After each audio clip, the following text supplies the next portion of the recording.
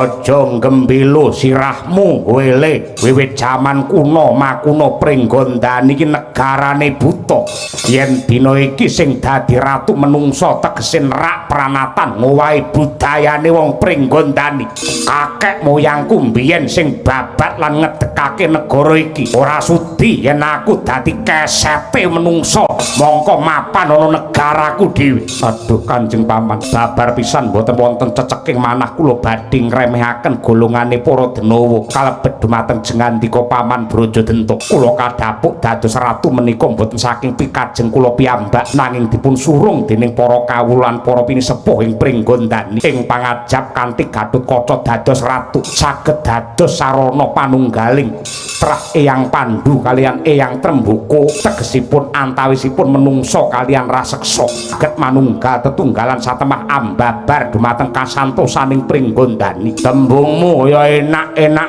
digaglak nanging nggendhong rasa milik kowe duwe pamrih neng ngarep kaya apik-apik menungsa lan buta men manunggal bakal dadi srana kasantosan nanging gumantine wektu gumingsire mangsa tan wurunga golongane buta mung dadi gedhi bale menungsa aku tetep ra bisa nampa Paman negari Pringgondani menika dumados saking pulo sewu ingkang bebanjaran lan adyan benten golongan suku adat lan agami tartamtu badhe anyembuh bakuh kukuh menawi lelambaran dumateng rasa panunggal ora bakal bisa manunggal tetep beda lan ora bakal iso rukun tumrap bentening pamanggih menika mujudaken kanugrahan saking pangeran aton bentening pamanggih boten ngobak-obak dumateng katentreman yen beda nganti kapan wae tetep ora bisa tentreme rasaku lamun to bisa ngrimah balungmu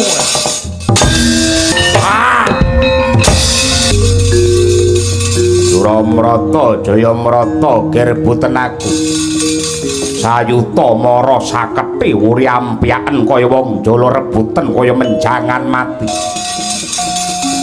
iki pepatih saka negara Giling Wesi patih Sekipu ora bakal gigrik Puluku Salombo aja dewa siji loro ngebyuka bareng ora bakal aku wegah tetandingan kelawan Jawata ing Kahyangan Suralaya berkenjang pak pong marudayang selere buntute acel kater patih Sekipu kowe sapa Jawata ing Kahyangan suduk pangudal-udal kami tuwaning para dewa iki Bathara Narada ana apa bukulun Bathara Narada pancen bener lan kepara nyata lamun ta para dewa kabeh padha mundur tanding lawan kridamu nanging sawangen bocah sing lagi umur setahun ana pengarepamu iki bocah Pringgondani sing jenenge Teltuka Pripalungguhan iki dewa gawe Giri Sayembara panjaluke ratu Gustimu Prabu Kalapracuna anggene bakal palakrama kelawan mantasaning widodari ya kuwi Bathari Supraba bakal dipinangkani dening para dewa ning lamun to kowe lan ratu Gustimu bisa cilik ngasorake gedene mateni kelawan jabang Tetuka iki walah dalah bocah ra ngerti kempang kimpuling lelakon pojok plereting kahanan kesempyok ngaradan bakal nampa siksa ora perlu kakean gunem sing tanpa guna kowe menang karo bocah iki Widodari Supraba maragake boyongen lak limpane ya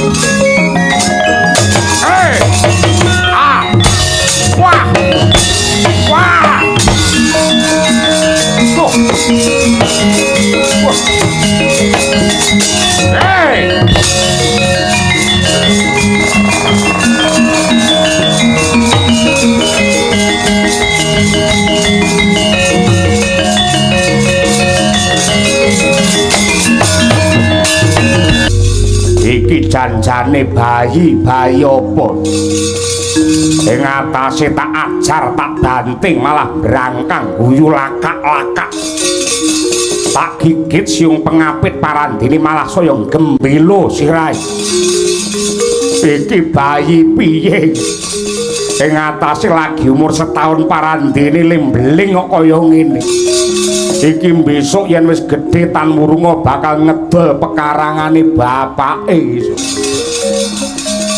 semene si Sekti Mandraguna lagi umur setahun wis kaya ngene iki besok lamun tok gedhe iso ngundurke bis sing wis mangkat iki mesti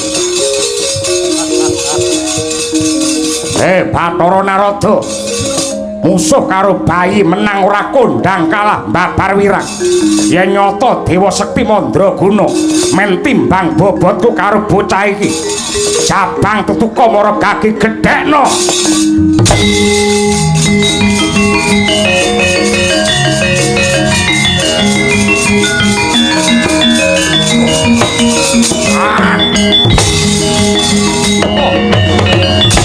Bathara Rama Yadi wonten dawuh Yadi wonten dawuh ngerti ta kowe sepak terjange bayi iki perang karo Patih Sekupi parandene Sekipu Bukulun Sekipu ayo Sekipu semune Sekipu kami gilan karo bocah iki iki bocah ngedap-ngedapi calone iki sok wong pirang-pirang ki uripe gumantung ana bocah iki jabang tetuka nggih iya jabang tetuka semune ripalungguhan iki Sekipu kamigilan njaluk supaya bayi iki digedhekke gandeng Rama Yadi iki pandene para dewa sing tukang gawe pusaka ana Kahyangan aku mundhut bayi iki mara gage jedinen ana madyaning kawah Candra Dimuka mekaten pulun ya lan uga perintahna marang para dewa-dewa Durandara supaya nyemplungake gegaman saliring braja ing kadiwatan kanggo ngiseni marang kekuatane jabang tetuka. Nun inggih tetelok atus mekaten mboten langkung sendika ngestakaken dawuh. Keparingipun benjang menawa rasa ngenteni sesuk-sesuk jedinen dina iki uga inggih.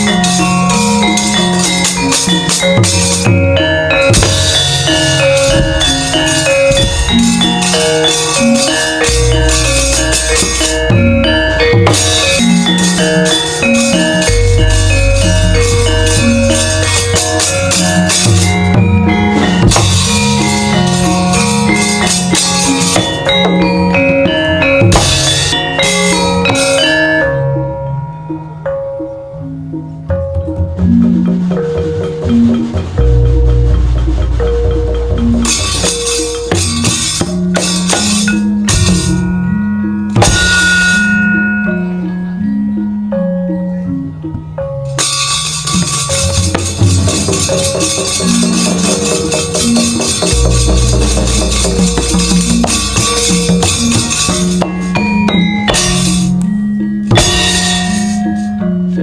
alas gire sapa ora gelem nyemplung.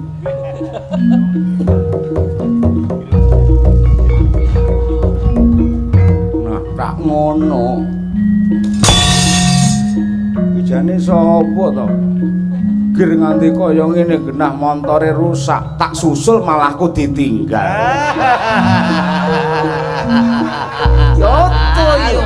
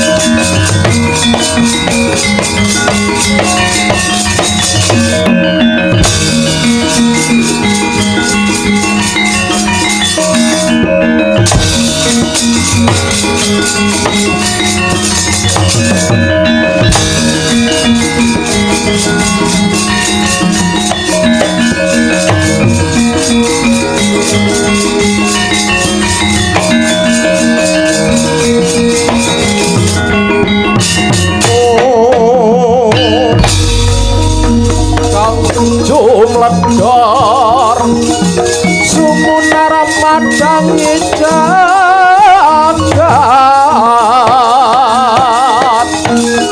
babarat sabyana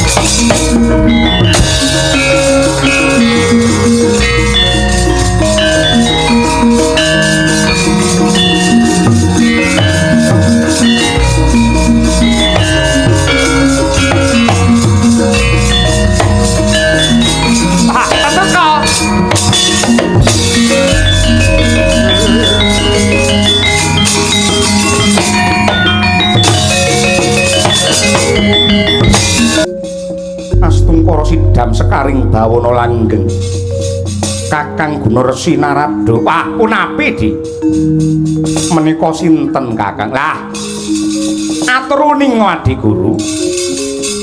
Ingkang wonten ngarsa paduka menika jagoning para dewa nenggih pun tetuka. Nalika semanten taksih umur setahun wujudipun jabang bayi ning sakmangke sampun kajedi wonten madyaning kawah Candra Dimuka kaliyan Empu Ramayadi. Lare menika dipun jenang mawi saliring dedamel. Wujudipun gegaman ingkang manjing wonten angganipun tetuka menika ing antawisipun gada bindi tumbak candrasa. Trisula keris suksara denda cundrik lan sanes-sanesipun. Dados tetuka menika saranduning badan dumados saking tosan lan waja. Ototipun kawat balunge wesi rikma pamor. Sungsum gegala netra kumala lidah jingga waja salaka menur jangga suksara pundhakipun denda. Dadanipun blebekan waja lengene bindi sikut petel epek-epek cakra driji gunting dengkul paron gares linggih dlamakanipun menika pacul tungkake wadung kringete wedang kopi uyuhe banyu aki lare mekaten nggih Kakang. Nggih pranyata lare menika sampun jejaka gagah prakosa kenceng kumenclang crapang gumbalane polatan ngengkreng jenggureng nanging lamun to kapandeng katon bagusé. Kakang Narada punapi di kula ugi sampun paring busana pengageman kadewatan dumateng tetuka ingkang cacahipun wonten 3 nenggih Caping Basunanda Kotang Antakusuma lan Kasut Pada Kacerma. Dayanipun ingkang sepisan Caping Basunanda lamun to denagem nadyan udan ora kudanan panas datan kepanasen. Lajeng ingkang angka kalih napa wau? Kotang Antakusuma. Dayane kotang kados pundi? Lamun to diagem karasuk sakjroning kulit sak njabane daging darbi kekiyatan bisa mabur tanpa lar mletik tanpa sutang ngambah ngegono tanpa beda wonten ing daratan. Kasut Pada Kacerma menika dumados saking walungsungane Sang Hyang Nagaraja daya katiasanipun lamun to pinuju ngambah ngegono mongko ngungkuli lemah sangar kayu waing pendhita tapa dadi tawa tawi tawar. Mila saking menika Kakang sisandamel lare menika badhe kula paringi pusaka nami nenggih Raden Gatotkaca ya Guru Handaya ya Purbaya ya Inten Simbarjo. Gatotkaca tegesipun kempaling karosan utawi dedamel, Guru Handaya tegesipun kinasih dening Bathara Guru utawi ulun. Purbaya tegesipun ageng panguwaosipun Inten Simbarjo. Tegesipun pepetingane para satriya utawi prajurit. Kula aturi nekseni Kakang. Nggih, kula ingkang nekseni Adi. Menawi kula ugi badhe paring pusaka nami dumateng lare menika menapa dipun keparengaken Adi Pramesti? Inggih kedahipun pancen kados mekaten. Kakang Narada badhe paring pusaka nami sinten dumateng lare menika. Ilange jenang dadiya jeneng. Lare menika ugi kula paringi pusaka nama Surya Narada. Surya Narada utawi mensaya kondang mensaya kuncara njayeng bawana dadi piyai sing sugih ngresamu kawis ugi kula paringi nama Raden Puryanto. Nanging emanipun lare menika dereng enten swantenipun. Lare mendel. Mboten kok mendel, pancen mboten enten swantenipun. Lha lajeng monggo Purbawasesa kula aturaken dhumateng Adi Guru. Nggih. Badhe kula undangaken bledhek lan ugi wujudipun gelap ngampar kangge ngiseni swantenipun lare menika.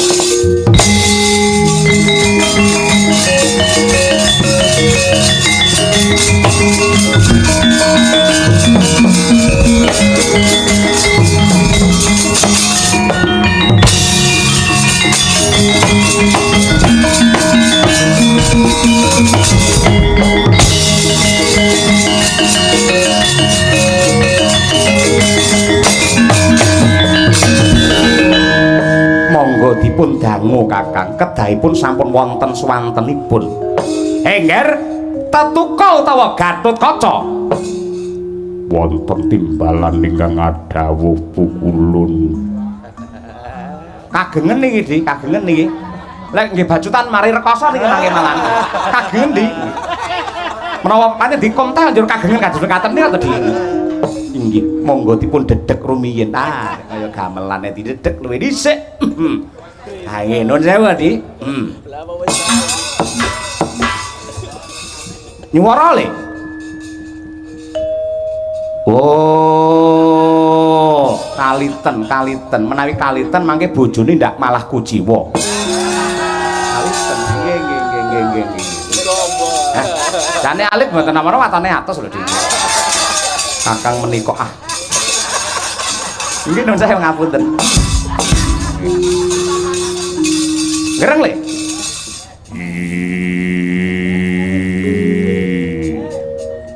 Pripun? Pun pas napa dereng? Pun cocok dereng? Inggih cocok. Kita cocok. Aduh lho kula. Ing Sala dugi mriki semonten pun murah sanget menika. Cocok nggih? Nggih cocok. Nggih. Gatotkaca wonten timbalan ingkang adhawuh pukulun. Tripalungguhan iki jeneng kita kadhapuk mongko dadi jagone dewa.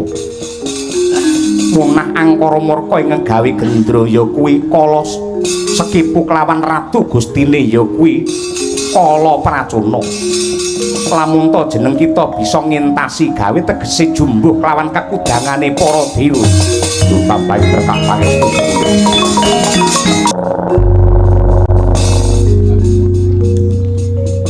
Sak mundure para dewa lah kok iki ana satriya sing dadane murup satebah rapang gumbalane melang-melang diadan yak tebok jembare pating granteng otot bebayune. Aja nganti kowe mati tanpa aran, jenengmu sapa li? Lekno mripatmu jerengen gobokmu. Jagoning para dewa jenengku Tetuka ya Gatotkaca edan jenenge loro ya Guru Handaya malah telu ya Purbaya edian papat Arimbat Maja 5 kowe sapa 6 gosok kupingmu kowe sapa kowe sapa lulu omonganmu lagumu ning lulu karo aku. Iki ratu saka Giling Wesi utawa ing Pagerwaja. Prabu Kala Pracuna. Kowe ngopo malang kadhak ning ngarepku? Jagone para dewa kinen munah satru murka wujude didapuramu. Ora minggat kelakon dadi klalaring epek-epekku ya. Yen pancen kowe ora kena ginawe becik mongko janjane aku ki yen tanding karo kowe ngibarate kaya bumi lan langit ora timbang ranggandra sepira kaprawiranmu tak ngibaratake kaya wedhus prucul ngadepi singa barong timun mungsuh duren timune kowe durene aku timun cebluan duren rasigar mrapat gurone batangmu. Kowe tanding karo aku tak ngibaratake tomat mungsuh duren. Tomate kowe durene aku. Aja kok keceblokan kesinggol wae mecotot nyawamu. Edian Sumbarae gah kalah. Bisa ngalahke Kala Pracuna padha karo iso ngraji angin. Bisa ngalahke Gatotkaca padha karo iso ngalahke malaikat Jibril. Lambene sumbar ya sumbar aja nyandak malaikat mak perindinge kita kowe Dian. Maju kokok getihmu, gatih gasmu. Ah! Hey!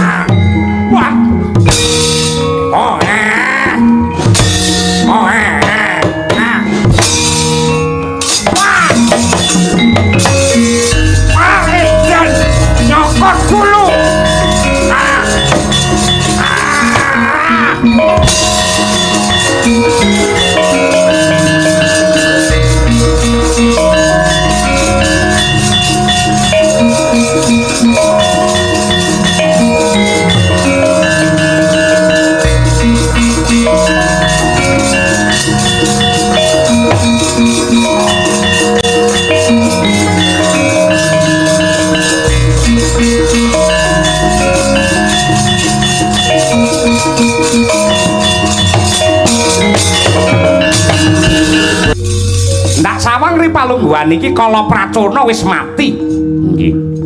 Kok kapake Gatotkaca? Kula gigit gulunipun. Piye? Kula cokot gulunipun. Gak salah ta? Jeneng kita ki satriya lho.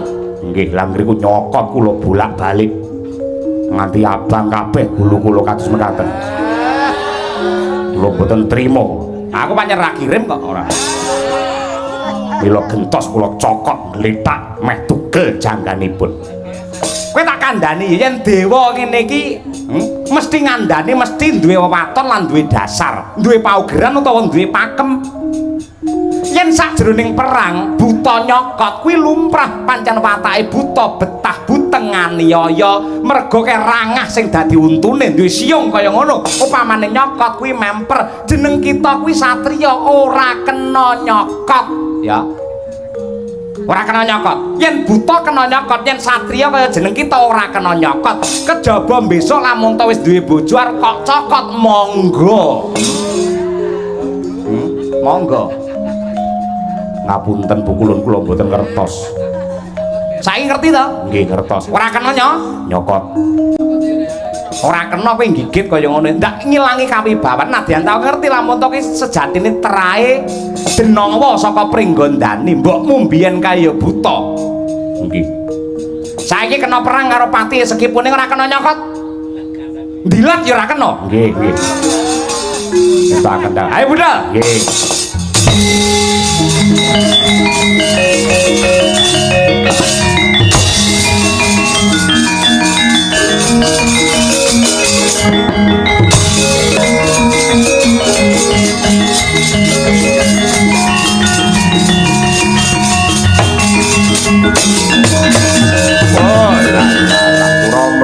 Jayamrata ger boten aku melek mripatku weruh kahanan sing nyata kowe jagone para dewa tetuka sing nyedani sesembahanku sinuwun Prabu Kala Pracona utang wirang nyaur wirang tang pati nyaur pati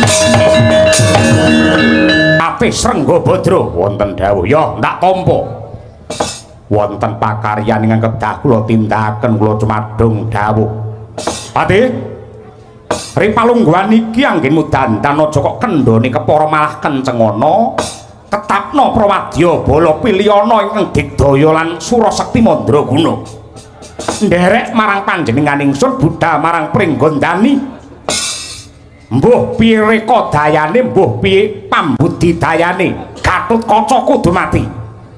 Lho inggih yen tetela kados mekaten boten langkung sendika ngestaken dawuh bidalipun benjang menapa. Nadyanto sambung obor colok lintang rambatan pundak budal dina iki.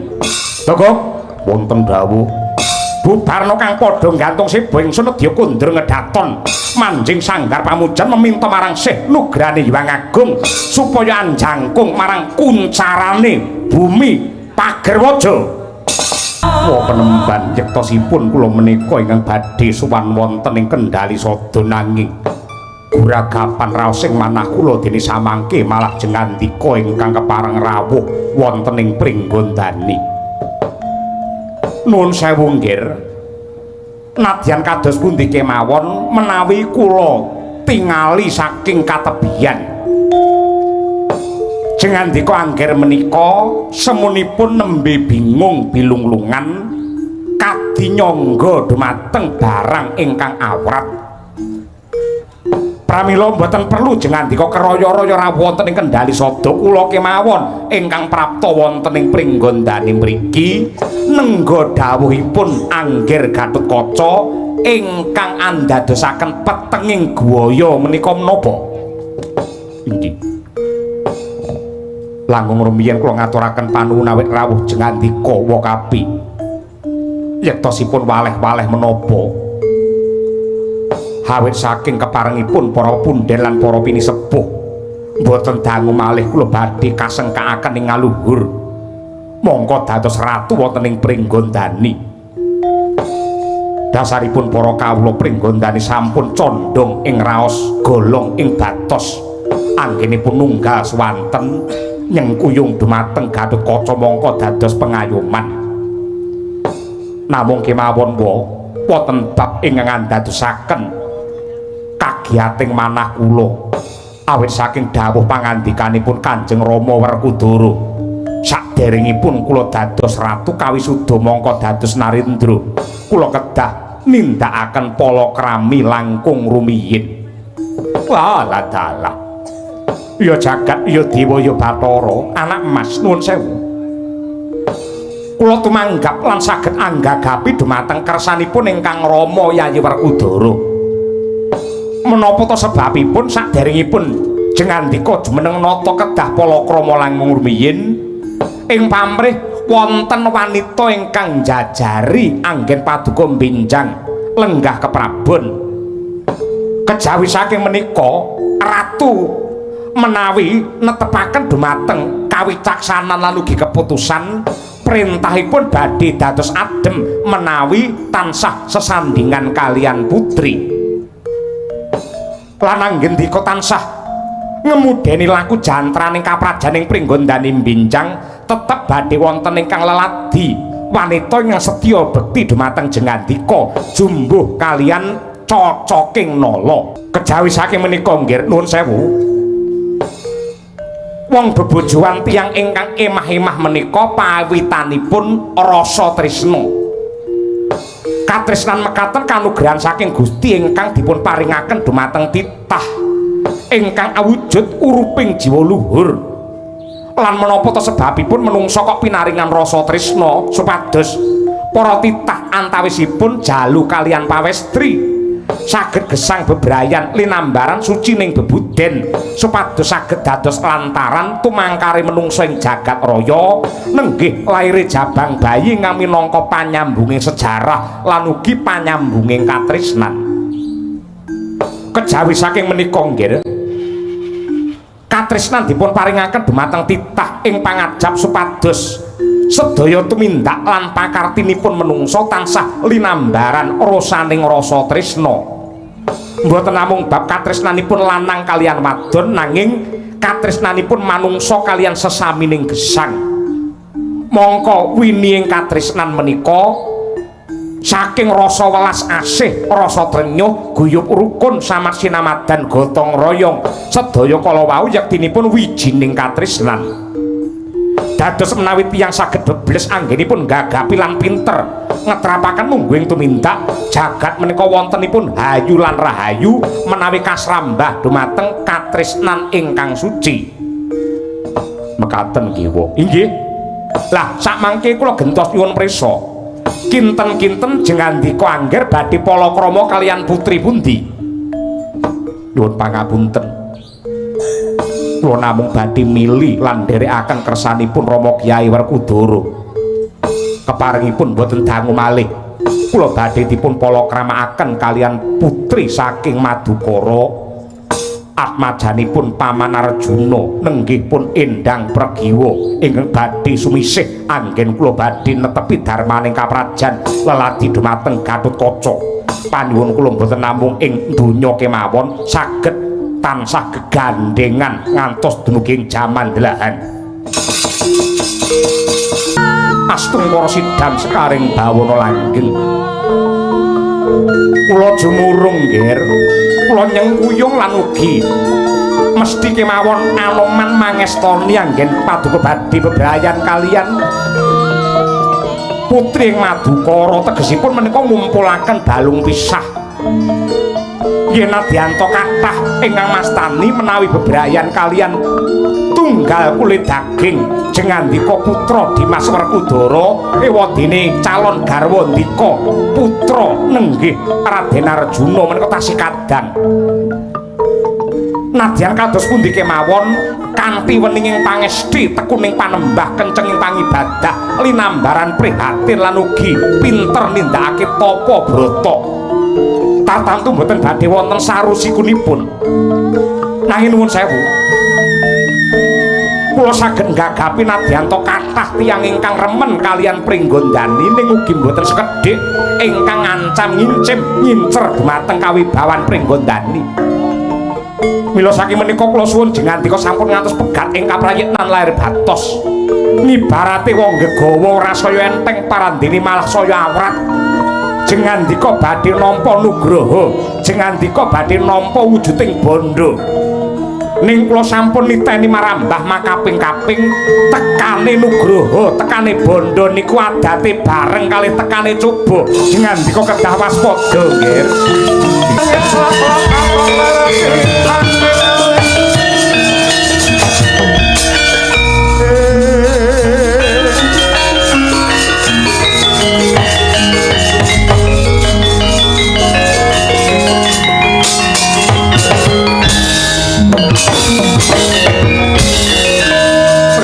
Lagi wae aku ngambah bumi bumi Pringgondani.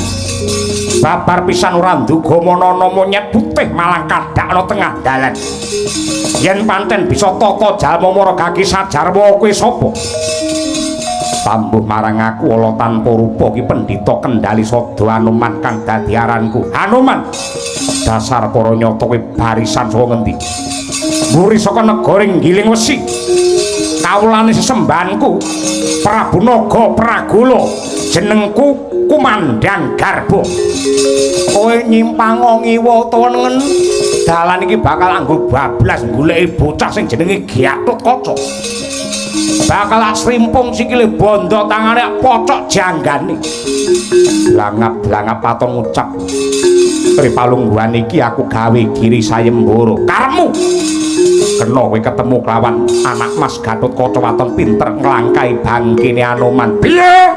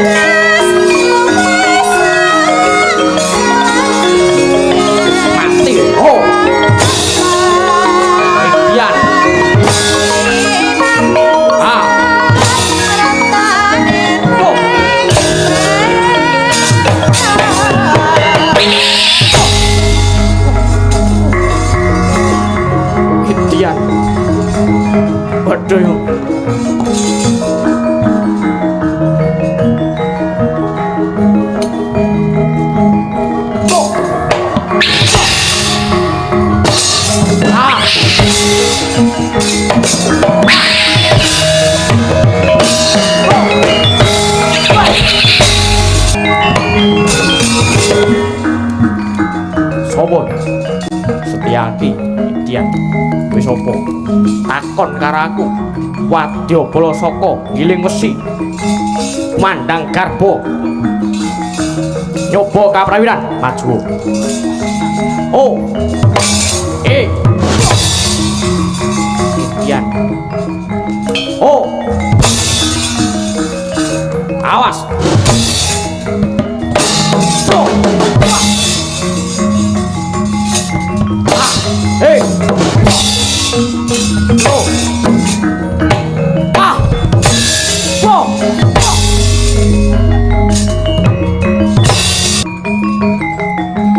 Ah. Oh. Belah. Hey. Oh. Rawingkat pecah dasmu. Hey.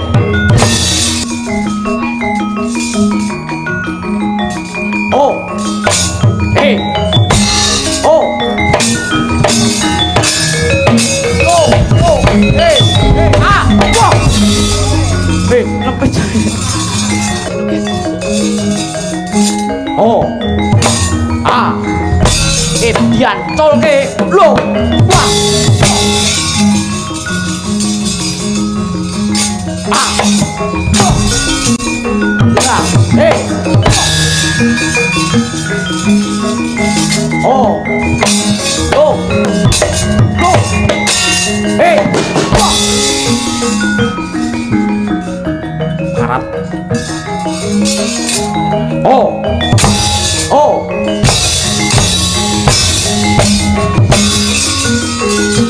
Oh. Oh.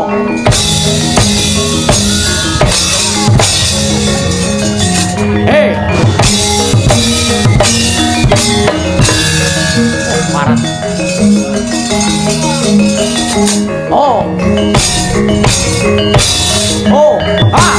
Blow. Biar blow. Wah.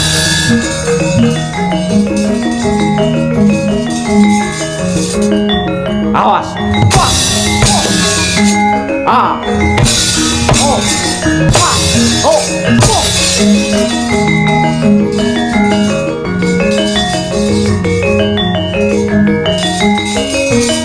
Oh. Oh. Eh. Oh. Oh. Pedang le.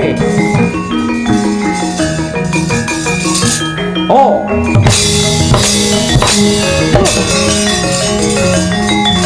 Oh. Oh. Lah. Go. Wah. Go. Wah. Wah. Wah. Ya. Oh. Eh. Lu. Ah. Lu. Eh. Ah. Wah. Wah. Lu. Wah. Good. Wah.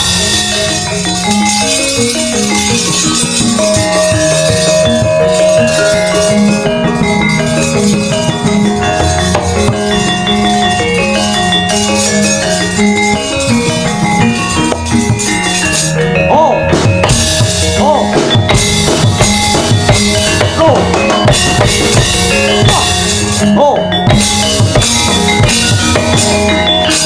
Hey. Wah. Hey.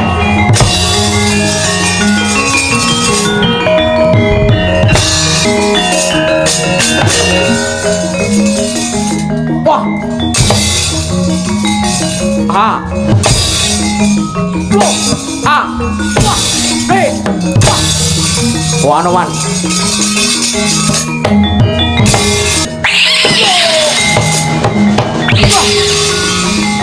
Aduh yuk. Parat. Oh. Loh. Ah. Wah. Oh. Wah.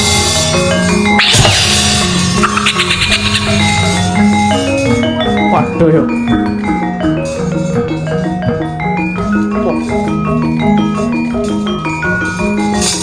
Loh. Ikan. Loh. Loh. Loh. Loh.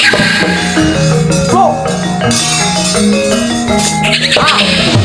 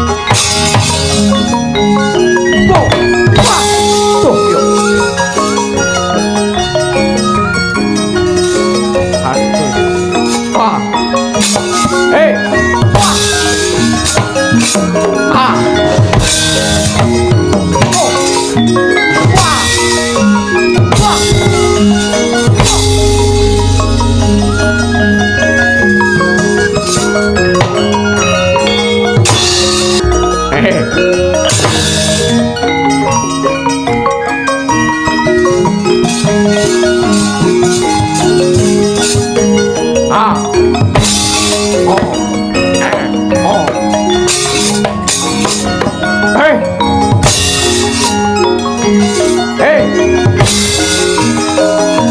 Ah. Weh, dia. Ah. Hei. Hei. Ah. Ah. Weh. Ah.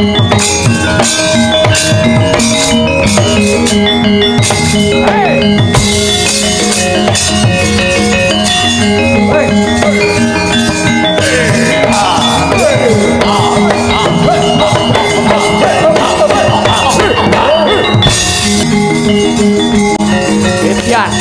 Hei. Go. Ah. Wah. Weh. Ah. Hei. Ah. Ah. Wah. Hei. Wah. Hei. Hei. Ah. Hei. Hei.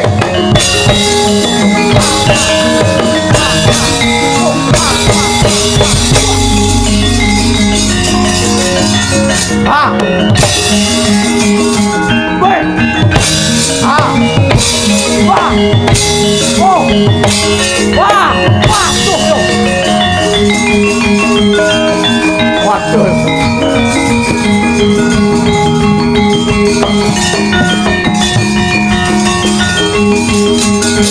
Ah. Oh. Oh.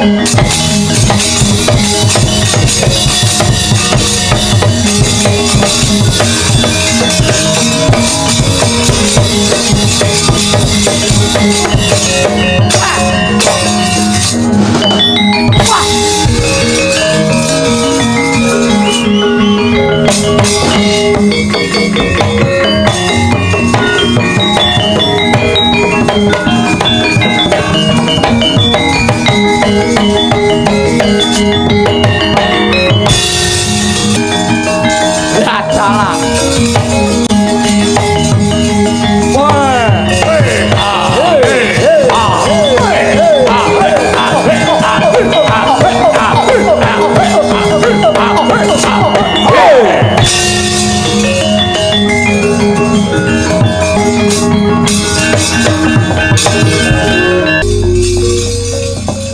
Ono satrio gumebyar mawa cahya kowe mesti sing jenenge Gatotkaca.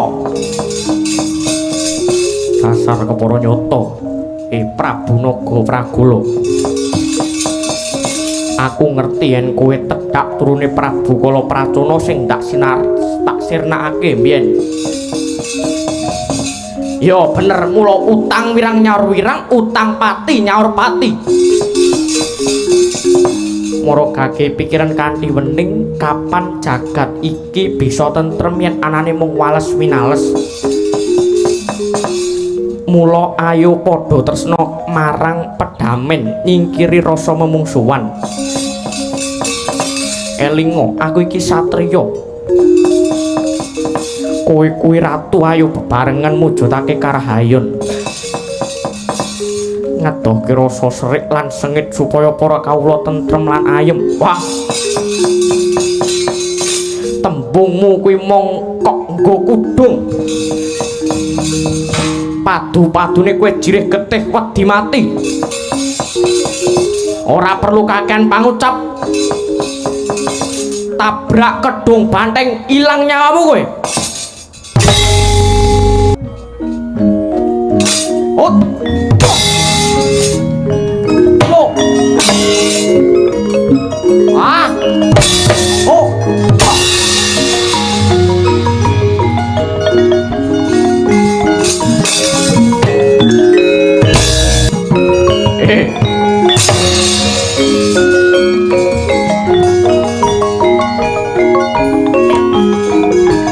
Lakon mati dari tanganku.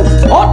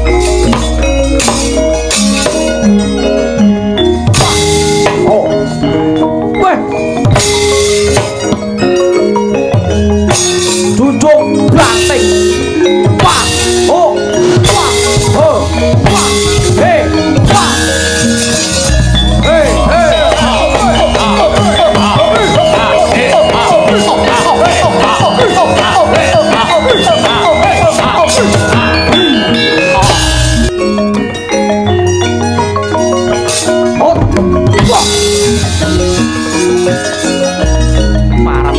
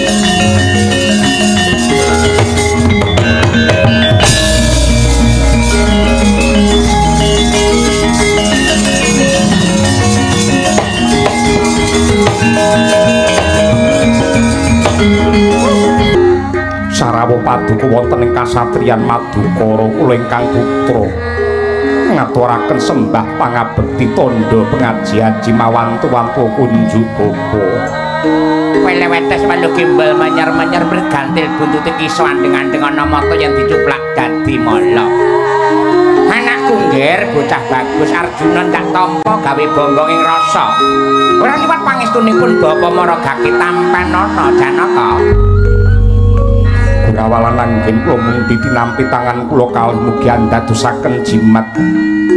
Nuwun sewu Paman Patih Harya Sengkuni dipun prayogakaken anggenipun lenggah. Inggih nggih, pangraos boten kirang sekit anggen kula ngabiyantara. Nuwun sewu Bapa, kagiat raosing manah kula janur gunung kadengaren paduka rawuh wonten ing Madukara. Menawi wonten bab wigati kok mboten nimbali kemawon dumateng kula pun permadi.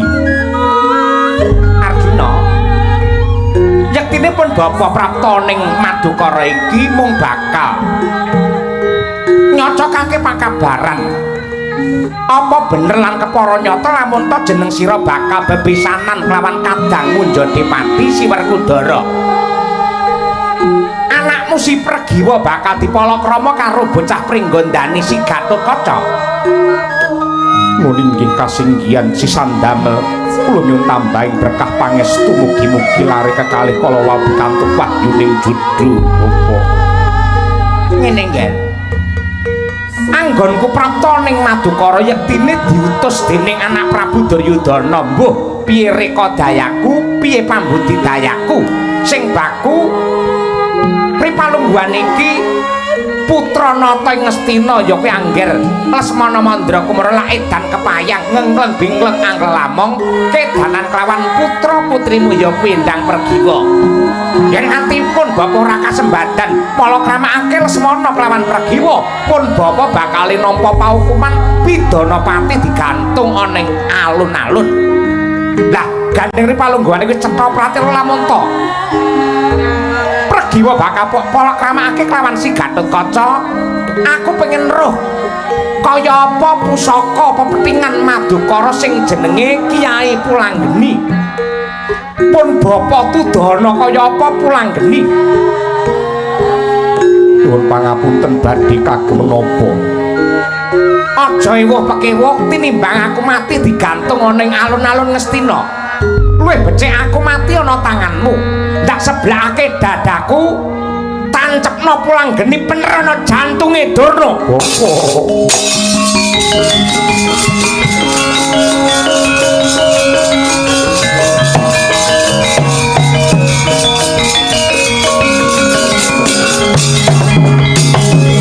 Aduh Bapa Durna jimat sesembahan kula. Dosa menapa ing badhe kula tampi menawi kula murang tata kalian Bapa Guru ing sampun minteraken dumateng Arjuna.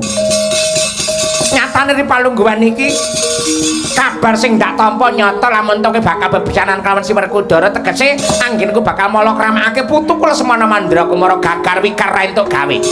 Mula tinimbang aku mati digantung ana alun-alun, luwih becik aku mati ana tangane muridku sing ndak tresnani ya kuwi Permadi. Yen kowe mateni karo Durna padha karo murid nyuwargake karo gurune. Mboten. Kalilan ingkang putra Plangka mati cumadung dawuh Kanjeng Rama. Abimanyu wonten dawuh. Ripalungguhan iki aja wedi kangelan. Jeneng sira ndak titipi wujude nawala utawa layang. Aturna marang Wak Amunjadipati Kakang Mas Werkudara. Sapa wae ora kena ambuka isining tulis kejaba mung panjenengane. Nyuwun pangapunten. Wonten paribasan ora perlu paribasan sing baku budhal ning Jodipati dina iki.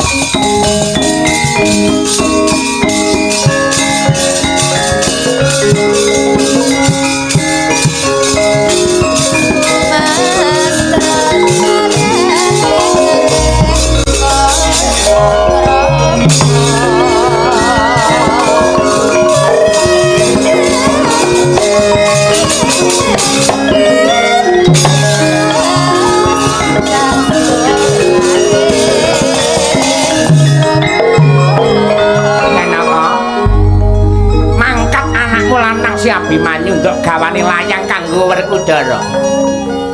Mestine pun bapa mesti dililani ngerti surasaning tulis. Nadyan kados pundi kemawon menika tandha bekti kula dumateng Dwija yang sampun minteraken dumateng Janaka. Isine tulis suraosing Walgita anggenipun badhe bebrayan Palakrama Gatotkaca kalian Endang Pregiwa badhe kula batalaken.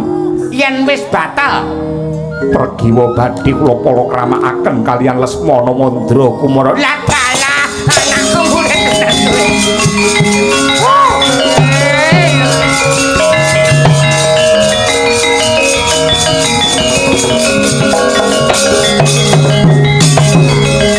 Syukur bagi sewu menawi kados mekaten nggih. Kadilu mampah wanci pangklong kepapak obor sewu dene wonten pangorbanan sarta kawicaksanan saking jengandika anggir Raden Arjuna. Yen pancen kaya ngono kowe muridku tenan. Kowe setya bekti karo gurumu tenan kowe. Nggih, Bapak. Malah samangke daya-daya kula kaliyan ingkang Bapa Sukalima nyuwun pamit badhe wangsul dhateng negari Ngastina. Saperlu nyiyagaken calon temanten kakung nenggih pun putu kula Lesmana Mandra Kumara. Aku njaluk pamit ya Janaka, matur nuwun merga saka kawicaksananmu. Inggih. Mboten langkung sungkem kula ingkang umiring jengkar paduka Bapa Durna lan Paman Patih Arya Sengkuni.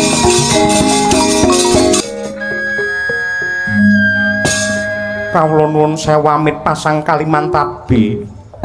Tinebening tulak manu dumawing tawang tuwang Kanjeng Wanjadipati kula ingkang putra Abimanyu ingkang sowan sembah pangabekti kula unjuk Wanjadipati. Wah, Angka Wijaya padha becik anggenmu prapta. Nun inggih wilujeng niskala niring sambi kala sembah kula katur ndak tampa dadi jimat. Wa Dewi Arimbi sungkem kula unjuk wa. Ya bocah bagus. Abimanyu ndak tampa pangestuku tampanana Jaya Murcita. Nun inggih kula pundi mugi dados jimat. kalilan kula matur yektosipun waleh-waleh menapa dene Abimanyu cumantaka nilar ing tata krami wani seba tanpa piniji yektosipun sowan kula dipun utus dening Kanjeng Rama Madukara supados nyaosaken awala kunjuk dumateng Wanjadipati pramila saking menika monggo kula aturi nampi menika layangipun wa mila katur ingkang tundha maneh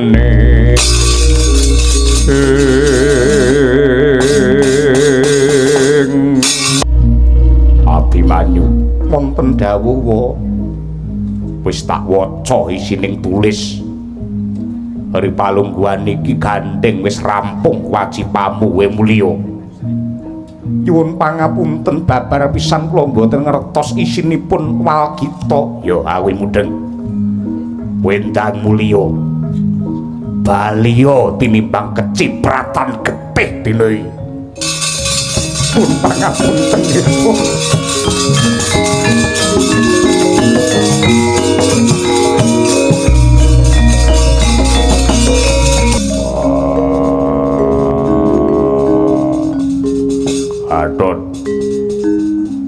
Gatot wonten timbalan ingkang adhawuh Rama Kyai iki entuk-entukane wong sing urip kogung kepama apa-apa keturutan keceh bondo kemul kamukten rena wengi kuwi mung mangan enak nyandang utuh ora nate prihatin wegah nglakoni sesirih ora nate tabri ngeningke cipta sing kok gonta-gonta mung oleh munguja marang hawa nafsu mula ora aneh kowe matang tuna numbak luput dijago-jago malah mlenyok dideng-deng kaya kendang malah gaber gawe isin ing atase mung arep rabi tur sing diarah dulur dhewe rembug wis dadi mung kari mangkat ngiring karo manten parandene batal mongko adate pamanmu Janaka ora tau nglincati ucap sing wis kawedhar nang merga saka kurang langgenmu prihatin Gatot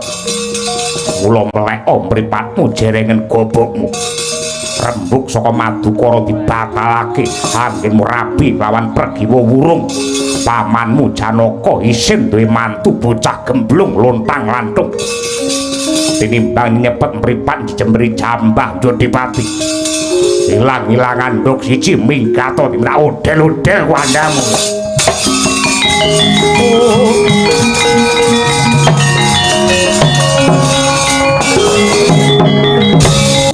Pangeran keladu anggen paduka duka dumateng ingkang putra pun Gatotkaca jenandika ngusah kadi satu satemah brabat klepat mboten pamit Gatotkaca wis karepen Ri palungguhan iki ora perlu ing rembug Gatotkaca ora perlu nakokke karo tetuka luwih becik kowe ning mburi ana golek klasa gelarna klasa ngandika badhe menapa aku arep turu sumpahku ora bakal tangi anggenku turu lamun tuk Gatot urung nemu bejo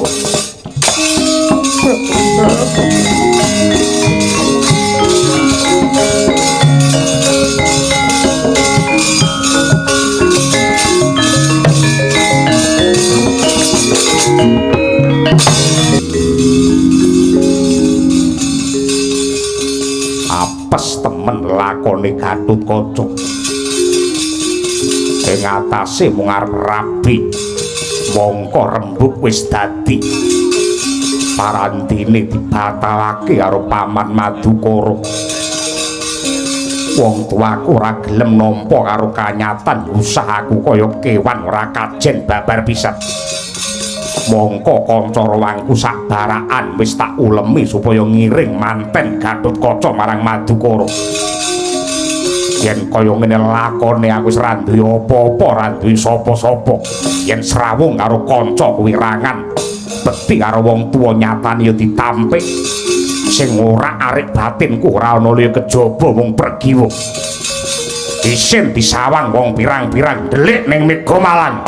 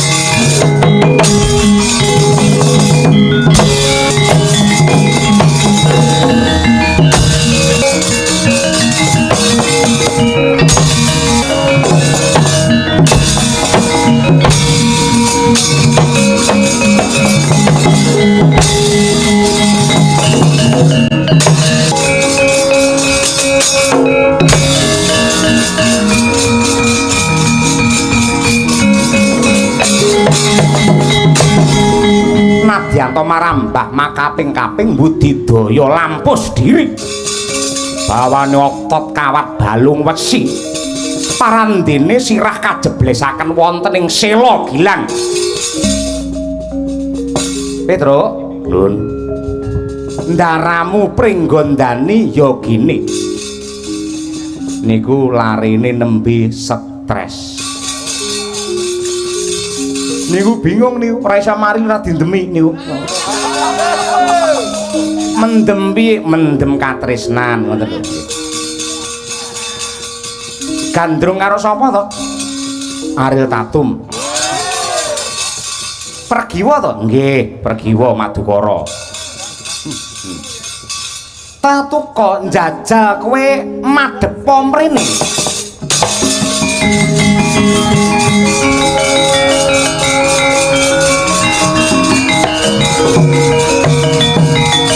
Pandharawati sungkem kula katur. Ya, ndak tampa genep tata kramamu. Monggo kula aturi ngasta senjata cakra. Lho, nggo apa?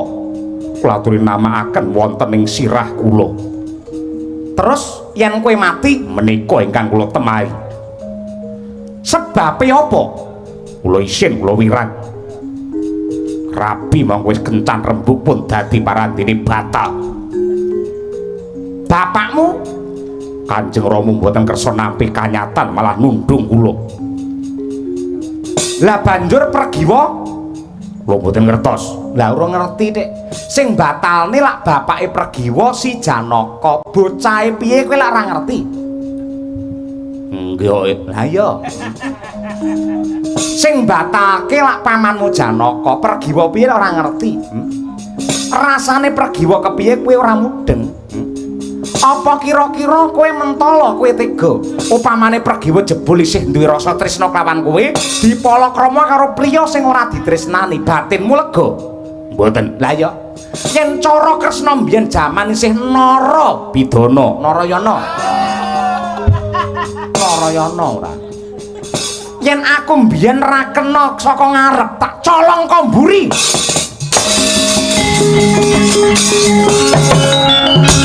Sampean dadi provokator ngoten niku jenenge. Provokasi kalian Gatotkaca. Ora kena kok ngarep, biasane kok mburi. Lho nyatane aku mbiyen ngono kuwi yen ora nyolong apa ya kelakon. Methi kalahe karo Pendhita Sokalima karo Durna.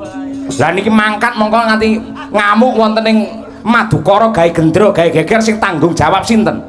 Ya ngono kuwi wong tresna, yen tresnane wong ayu ngono kuwi, abot sanggane totoane mati.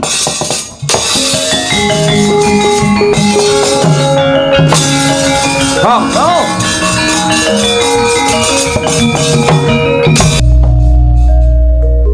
Nuwun sewu to Mas Rara. Ngantos bingung anggen kula leladi dumateng jengandika. Yen wanci dalu mboten kersa sare menawi siang mboten kersa dahar. Namung kendelan kemawon netra menika kadikaca satemah anetesaken punang waspa. Ingkang dipun penggalih menika menapa? Nadyanto kula ngertos bilih ndika kapegataken kalian katresnan nenggih Raden Gatotkaca ning lak pikantuk leliru calon ratu wonten ing negari Ngastina nenggih Raden Lesmana Mandrakumara. Menika calon ratu tegesipun jengandika mbinjing badhe dados ibune tiyang sak negari ing negari Ngastina. Nduk. Apa, Mak? Sowan ning ndi yo? Wis yaene kok takon sowan ning ndi to, Nok? Aku yen nyawang karo Gustimu putri ya kuwi Dewi Pergiwa kelingan jaman nom-nom aku mbiyen. Piye, Mak? Aku mbiyen nalika gandrung geger bapakmu mbiyen. Ya ngono kuwi kok, Nduk. Mbok sampun pelampan menika adilipun namung dipun lampahi sampun ngantos ngresah lareng Resula. Awit tiyang Resula menika sami kiaman maida kalian Gusti ingkang Maha Nasa. Nuwun. Mak teratap arep dentang ya aku ora. Kula nuwun. Biyung. Sajake ana matamu. Tamu. Jenengan mari lilo ngoten ngendika klerake ngono nggih. Ana tamu ngetok kori. Kajenge mecah digagas. Wong tengah wengi ngeten iki ya yen piyayi nganti Durjana ingkang ora ngertos sujaning budi. Mangke ndak malah kedrawasan. Kula nuwun. Sampurasun. Yung. Inggih Raden Ayu. Ana wong ngebel. Ini lak temenane dhisik. Ngriyen kula bukake lawange.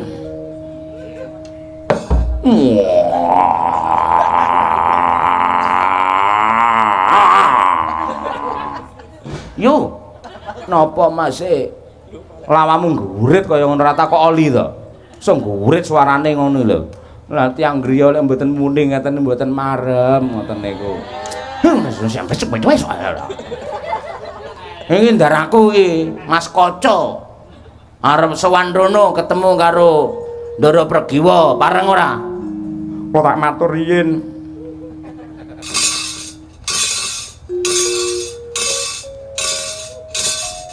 Ndara Ayu. Wonten Jawi wonten tamu. Nggih sing Gatotkaca. Satriya ing Pringgondani. Prapteng Wisma si pucung. Mutahku waya. Ana tamu inggih. Bukaan lawangi yen pancen Mas Gatotkaca sing rawuh. Inggih, tenggur miyen nggih.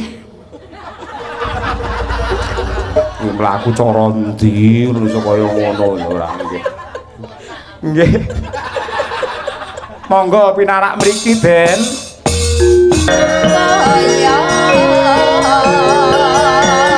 Rupya suyung mulak sekar ganda nyorom. Anggrewet nono. Enalitan tangket lali.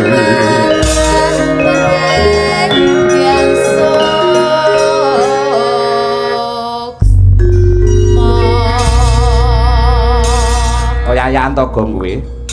Ora ngerti lagi teko nyampar gelas. Arep tak nyobai kesampe. Lakon apa kuwi? Topeng waja. Apa kuwi? Truk. Nun.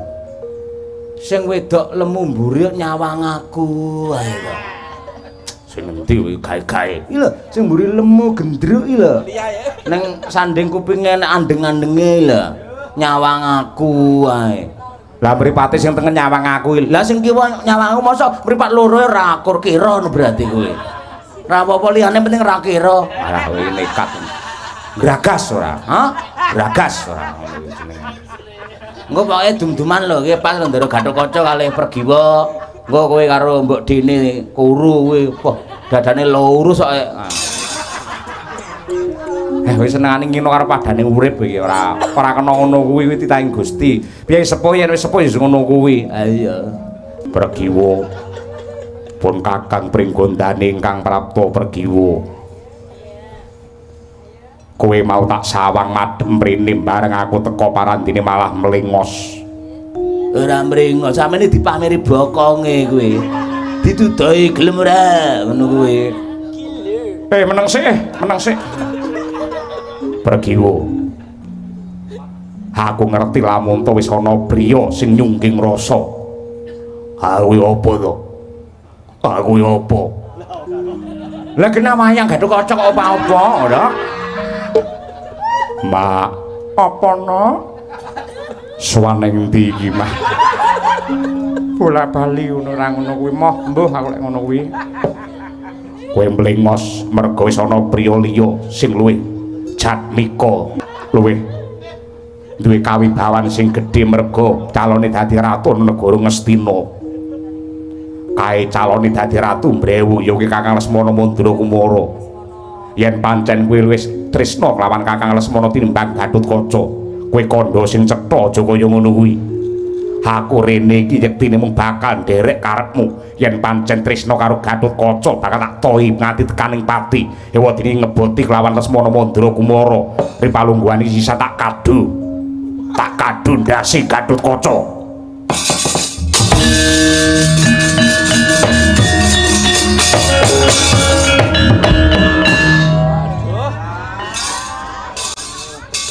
Tak gendong kemana-mana, tak gendong kemana-mana, tung tandlang, tak tutu dada.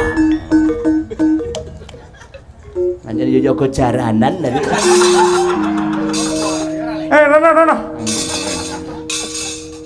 Terus njaluk gendong ngono kuwi.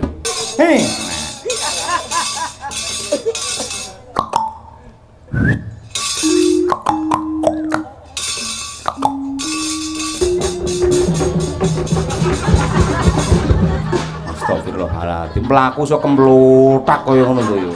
Enten apa Mas? Enten apa? Lek watuk aja diempet, nek mati aja diempet. Mati ora. Enten apa mau tak tuk nimbali dumateng kula. Ora nyeluk kowe, nyeluk karo anakmu kae. Mboten napa-napa kambak kula sampun sementen leladi dumateng jenengan mboten badhe nguci wani. Nadyan kaduk kula menika wanita uring tata lan krama ingkang sedaya kala wau jinangkung dening priya lan wanita anggene urip sarimbit bebrayan kadimimi lan mintuna. Iki omong apa iki ora? Senengane.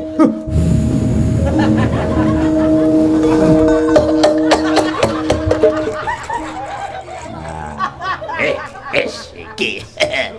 Tukur kali. Nah, Arab Evolution dah, nyanyi dalangnya ya.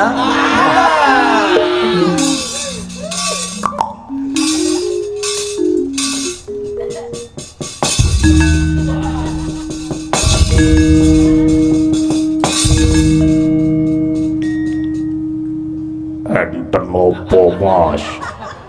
Warnane gawedhi kaya ngono. Kula Petruk. Nggih. Jenengan sinten?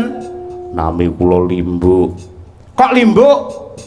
Niku yektosipun naminipun mbok kula kalih pak kula ingkang dados siji. Bapak kula menika Jumali, mbok kula Tumbuk. Wis. Tekan dindi engko ora. Bloko suta, blakotang terus tegang, anu terang. Kula tresna kalih jenengan. Kula badhe nganting jenengan omah-omah. Mergo kula sampun kaprawasa rasaning rasa tresna. Kula purun mangjak rabi waton sampeyan iso nggathukake tembung ora. Oke. Tak rabi gelem ora? Ora. Tak pek bojo gelem ora? Ora. Tak jak omah-omah gelem ora? Ora. Kelone gelem ora? Ora. Aduh, piye iki mau? Aduh. Ora. Balik terus. Piye to? Tak kotak ndasu ora. Jak omah-omah gelem ora? Ora. Tak pek bojo gelem ora? Ora. Tak rabi gelem ora? Ora. Tak kelone nesu ora? Ora. Nah iki. Ya. Apalane anggere suwi no lali ya. Gethingku karo janu ki lucune lalen lho umun. Ndoro gathong ngatos-atos lho. Niku wonten Taman Sari menawi nganti kadenangan dening sinten kewah kilaka niki mangke.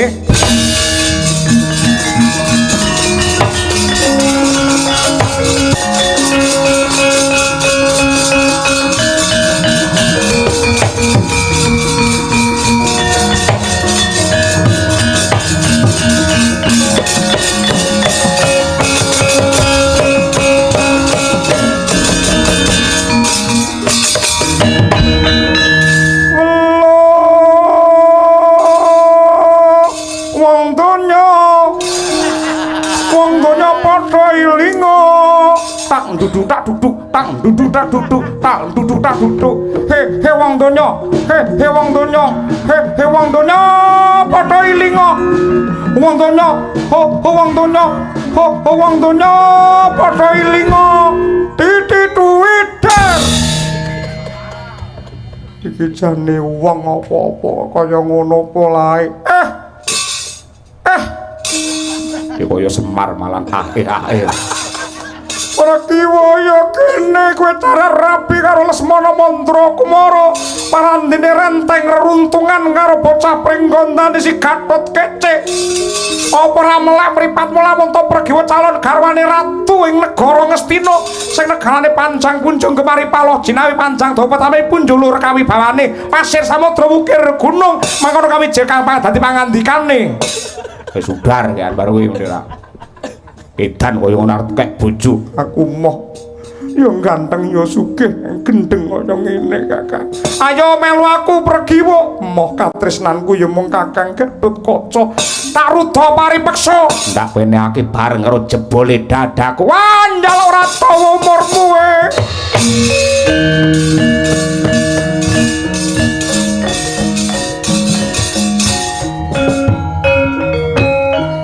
ingkang atos-atos Kakang Mas kula tresna kalian panjenengan padha lumaing jagat kruping langit ya mung kowe Pragiwa katresnanku Kakang Mas Pragiwa Kakang Mas aduh aku sing luput setan ala sambung-sambungan ning ngarepe aku tutu karepe dhewe ya karepe sapa lha iya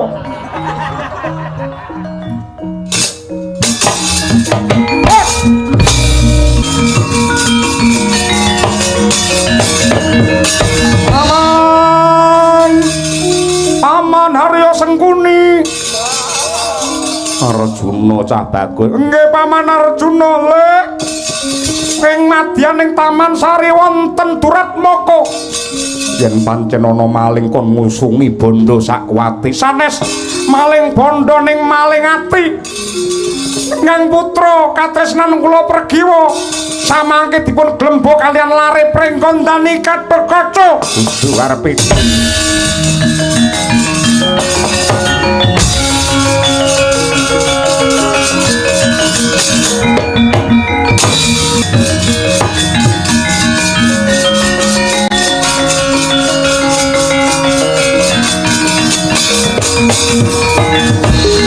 kapan wong tuamu ngajari kowe dadi maling ora melek mripatmu katresnanmu wis tak batalake parandene murang tata wani mancing ning Taman Maduganda patrap sing kaya ngono padha karo nyempyokake banyu letuhna praupane Pandhawa paukuman sing kudu ndok tom tak rante ana alun-alun panjuwane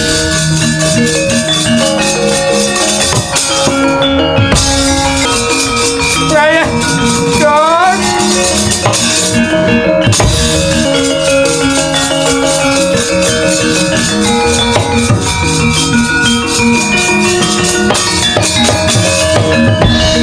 Sinuwun Ndarawati Petruk piye? Ah ora ridho kok. Jenengan sing kongkonan jenengan sing merintah, jenengan sing kratun dumateng Ndara Gatotkaca mlebet wonten Taman Maduganda. Ketemu kalian Pragiwa. Lah wong loro kuwi padha keplok apa ora katresnane? Nggih keplok. Ning konangan kalian ingkang rayi Madukara nenggipun Ndara Janaka samangke dipun rantai badhe dipun pejahe wonten alun-alun Madukara.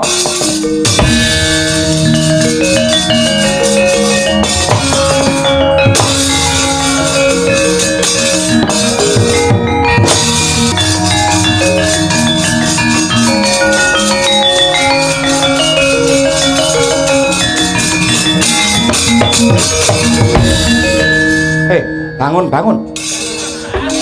Markudara. Mung ngarisaken perangan parandene lemah-lemah kaya ngono. Wis gedene semono brewok kaya ngono. Dara. Dara. Perkara kowe turu mbok bacotake monggo ning ripalungguhan iki aku nggawa warta. Anakmu Gatotkaca gawe gendra, gawe onar ana kasatriyan Madukara. Kadenangan dening adimu Arjuna dirante dibondo ning alun-alun bakal dihukum gantung. Anakmu bakal mati. Yen ra kok tulungi kowe bakal kelangan anak mongko calon ratu ning negara Pringgondani. Yen ra kok getun gedungket mbewrene kowe. Weh lah dalam meksa ora kaget to Ning tembunge si Janaka sing ngabangake kuping Aja mung Garukaca ayo bapake sing kaya sapi nyikaran karo maju rene.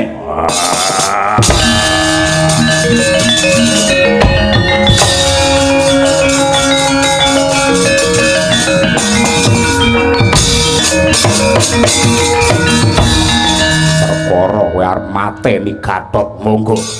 Arep nyiksa karo cah Pringgondani monggo.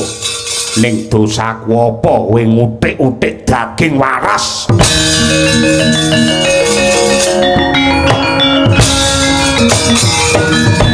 Koko Prabu, kaipe piye? Kula nyuwun senjata pitulungan. Kula badhe dipun ajar dening Kakang Mas Werkudara. Lah klerumu apa to? Karana kula kaanggep anggen kula midana Gatotkaca menika nantang perkawis kalih panjenenganipun. Lah mula bukane piye? Inggih nyuwun pangapunten. Awit kula batalaken anggenipun badhe rabi kalian Gatotkaca anak kula Pregiwa. Apa kaya ngono kuwi jiwane satriya? Jare satriya ki hambeke bawa leksana, ora nglincati sabda sing wis kadhar yen iya ya iya, yen ora ya ora. Ning parandene kok mincla-mincli rembugmu pamane Werkudara nesu memper. Kula nyuwun pangayoman Koko Prabu, ndelik ning mburiku.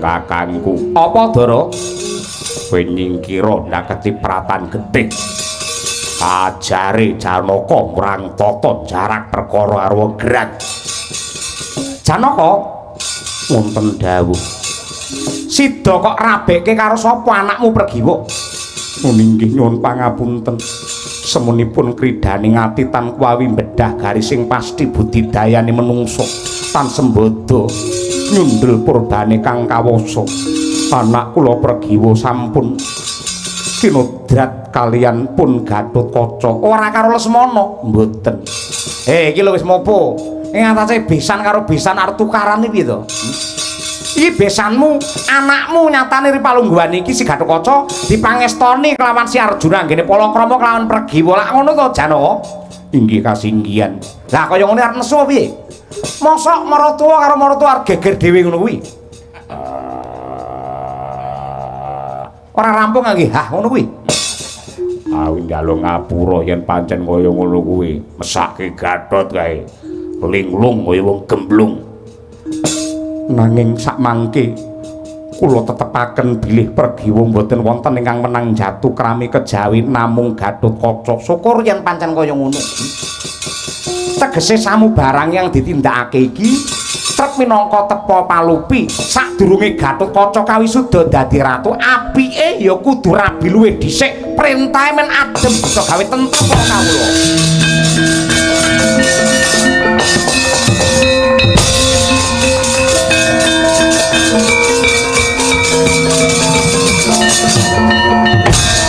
Bansuk wadine luwih muga paring pengayoman marang Brojo Denta ing glagah tinunu kene. Ndak sawang iki Yayi Brojo Musti ingkang teka ning kasatriyan. Muga lamun ora ana wigati Brojo Musti. Aduh Kakang. Ing dina tinemtu anggara kasih ponakamu lanang si Gatotkaca sinengkake ngaluhur mongko dadi ratu kawisuda ing Pringgondani. Ndak sawang kabeh para keluarga ngamarta Pringgondani jangkep mung ganjil siji sing ora ana kowe Kakang Brajadenta. Hayo Ripalungguhan iki tak gandeng tanganmu tengen ndak kanthi bebarengan ngumpul ning Pringgondani mangestoni karo Gatotkaca. Nadyan kaya ngapa lan kepiye aku ora lila aku ora ikhlas lamun to bumi kelairanku ditek-itek karo menungso sing jenenge Gatotkaca. Kowe mangkata ning Pringgondani para Pandhawa kabeh kandhanana jer Basuki mawa Biya kelakone Panjangka kudu mawa pangorbanan Gatotkaca kena dadi ratu ing Pringgondani. Waton wis jengkelang kuandaku, glundung sirahku bosok koklok dirubung laler. Kok ngono kan.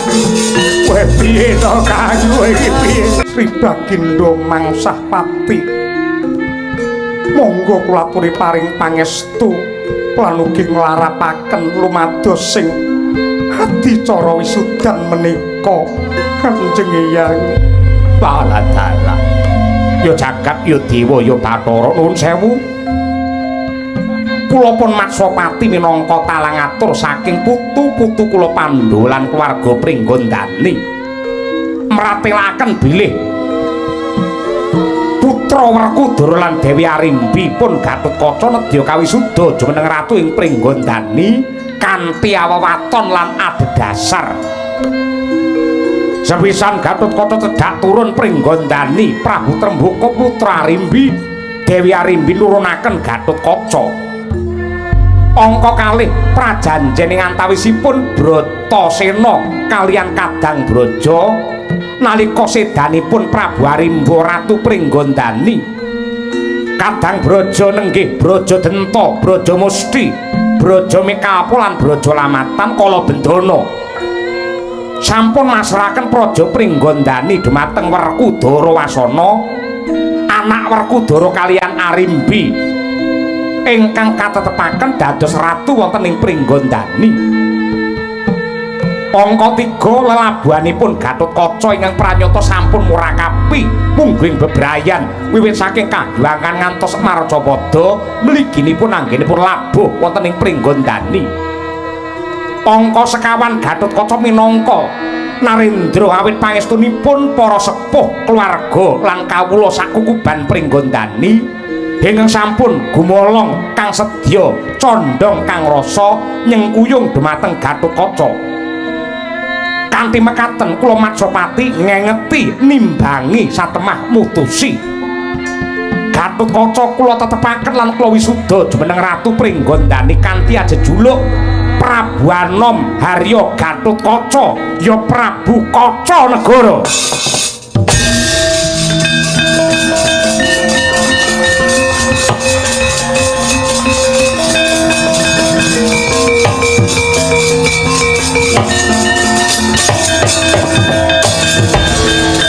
Lesik kumalesik satemah dadya gayeng gumarenggeng. Sorak gumuruh sedaya samya mangestoni Sang Gatotkaca ingkang jumeneng nata. Kocap kacarita ora kaya ingkang menteleng mripate kaya singa barong. Nenggih Raden Brajadenta andingkik saking katebian, mlumpat minggah pendhapa nggeret Sang Gatotkaca.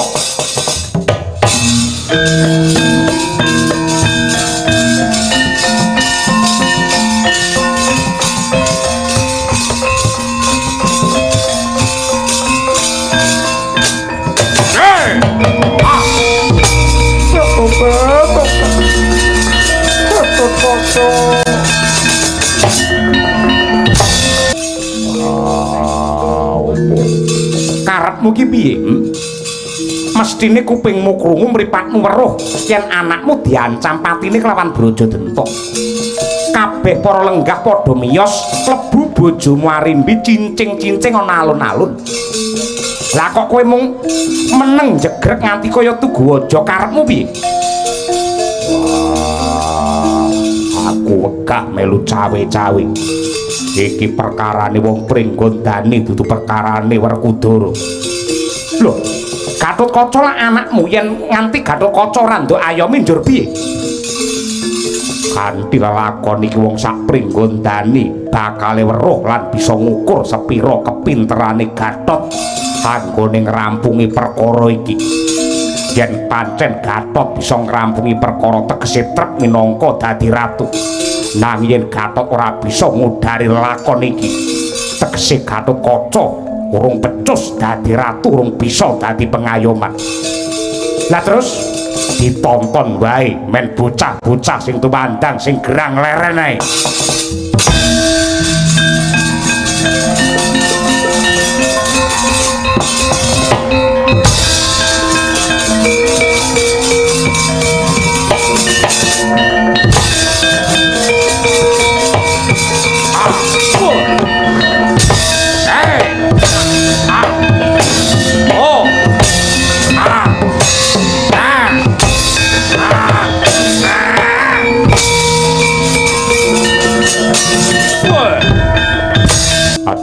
Paman Brajadenta ingkang paduka kersakaken kados pundi menawi kula kaanggep boten trep dados ratu monggo bab menika dipun rembak kanthi sae Paman.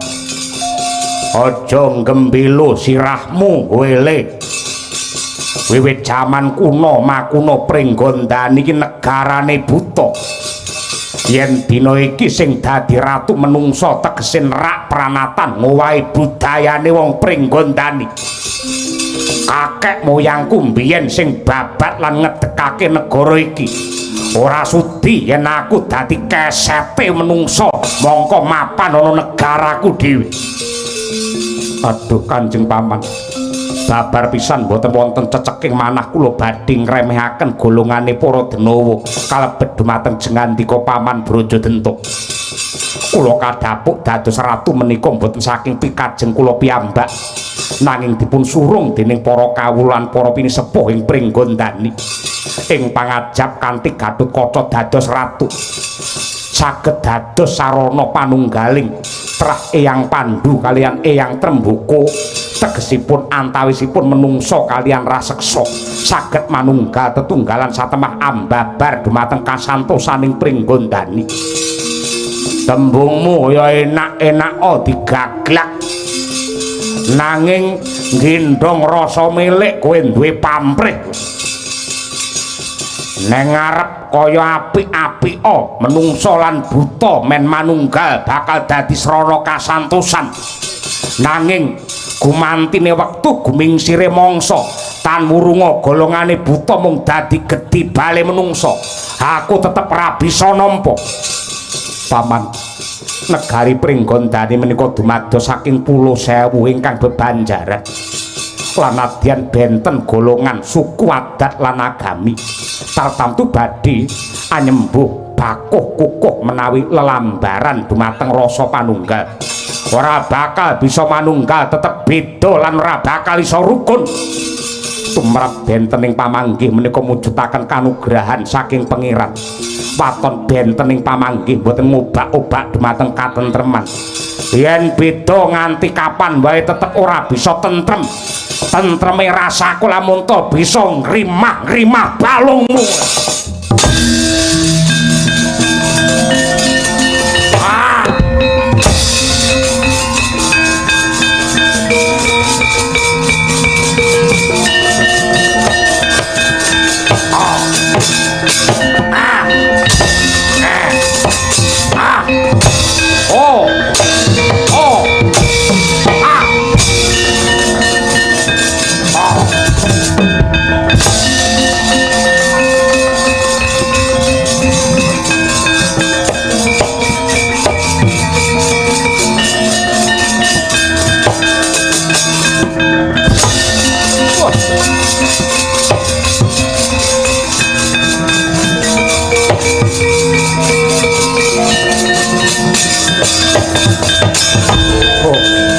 Angger Gatotkaca, kula ingkang paman pun Brajamusti. Inggih kados pundi Paman? Ratu sing apik kuwi kudu mahambeksa beda dana denda. Sing tegese nadyanto wong liya nang yen sugih lelabuhan kudu antuk nugraha. Kosok baline nadyanto kulit daging yen perlu pepunden, yen pancen nyebar marang kamurkan gawe kerusuhan kudu dipatrapi pidana. Bebasan rawe-rawe rantas malang-malang butung. Sing jejeg adetmu, aku pamanmu Brajamusti sing bakal bantu karo kowe.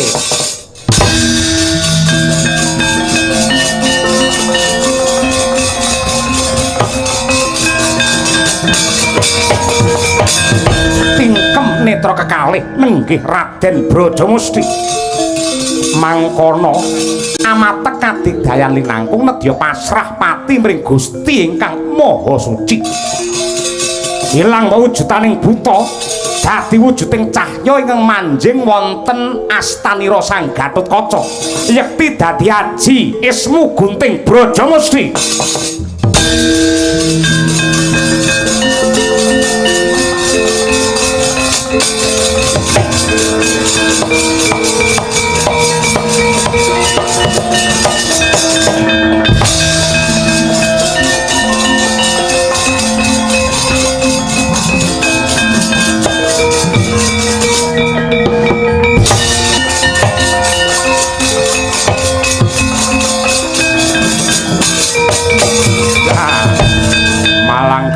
kaya ngono ki tegese kowe jiwa satriya tenan.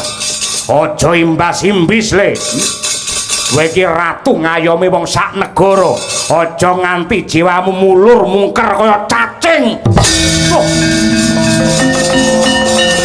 Wat. Ah. Ah. Wah. Hei. Wah. Wat.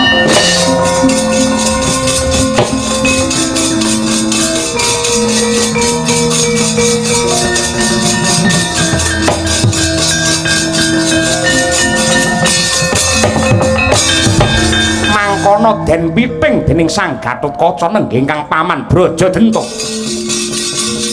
Ilang wewujutane buta dadi cahya mebyar manjing mring wajanira Sang Gatotkaca dadi siyong ing duwe daya ngedap-ngedap.